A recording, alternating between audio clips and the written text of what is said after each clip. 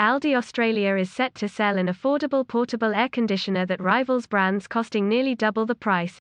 The household gadget will hit shelves for $349 on Saturday, December 12 as part of the retailer's special buys sale.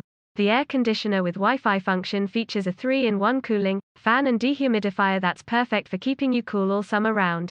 The product, which can cool rooms up to 20 square meters, works with Google Assistant so shoppers can use voice control to turn it on or off whenever they want. Other features include 2.7 kilowatts cooling capacity, LED display, remote control, auto swing, removable filter, 4-caster wheels, and a 24-hour timer. A similar portable air conditioner with 2.7 kilowatts cooling costs upwards of $649. Other items set to hit shelves include a $299 Samsung air purifier and a $399 Samsung PowerBot e-vacuum cleaner. The 2-in-1 gadget can vacuum and get to hard-to-reach places like beneath furniture and beds, and mop the floor.